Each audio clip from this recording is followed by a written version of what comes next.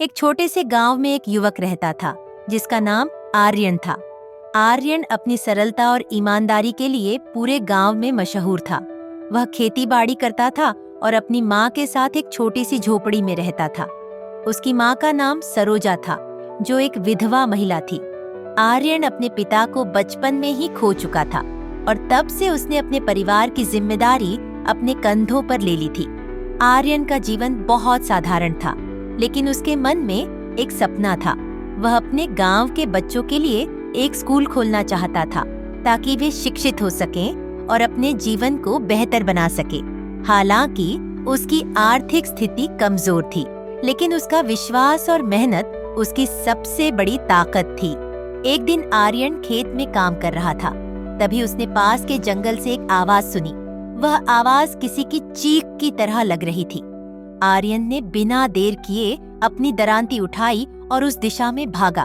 जंगल के बीच में एक लड़की फंसी हुई थी, जिसका पैर जाल में उलझा हुआ था। वह लड़की घबराई हुई थी और मदद के लिए चिल्ला रही थी। आर्यन ने उसे देखते ही तुरंत उसकी मदद की। उसने बड़ी सावधानी से जाल को काटा और लड़की को बाहर निकाला। लड़की ने अपने आंसुओं को पोंछते हुए कहा, मेरा नाम आर्या है। मैं शहर से आई हूँ और यहाँ जंगल घूमने आई थी, लेकिन रास्ता भटक गई। अगर आप न होते तो मैं शायद यहाँ से जिंदा नहीं निकल पाती। आर्यन ने मुस्कुराते हुए कहा, चिंता मत करो, मैं तुम्हें सुरक्षित तुम्हारे परिवार के पास पहुँचा दूंगा। आर्या कुछ दिन गांव में रुकी।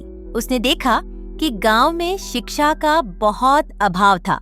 उसने आर्यन से कहा, तुम्हारा सपना बहुत बड़ा है, लेकिन इसे पूरा करने के लिए मेहनत के साथ साथ सही योजना की भी जरूरत है।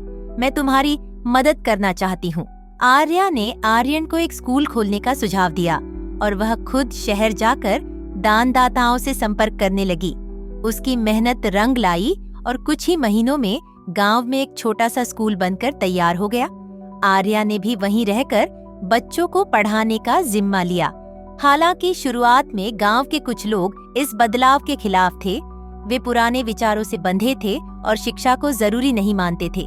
लेकिन आर्यन और आर्या ने हार नहीं मानी। उन्होंने गांव के बुजुर्गों को समझाया कि शिक्षा से उनके बच्चों का भविष्य सुधरेगा। धीरे धीरे गांव वालों ने उनकी बात मान ली। कुछ ही सालों में वह स्कूल पूरे क्षेत्र में मशहूर हो गया। वहां पढ़ने वाले बच्चे उच्च शिक्षा के लिए शहर जाने लगे और अपने गांव का नाम रोशन करने लगे। आर्यन और आर्या की मेहनत रंग लाई और उनका सपना साकार हुआ। इस बीच आर्या और आर्यन के बीच एक गहरा रिश्ता बन गया। उनके दिलों में एक दूसरे के लिए आदर और प्रेम था। गांव वालों ने भी उनकी जोड़ी को स्वीकार कर लिया। एक दिन पूरे गांव के आशीर्वाद के साथ आर्यन और आर्या का विवाह हुआ। आर्यन का सपना, आर्या का समर्पण और गांव के लोगों का सहयोग मिलकर उस छोटे से गांव को एक नई दिशा में ले गए। यह कहानी यह सिखाती है कि अगर इरादे मजबूत हों और साथ में विश्वास हो, तो किसी भी सपने को साकार किया जा सकता है।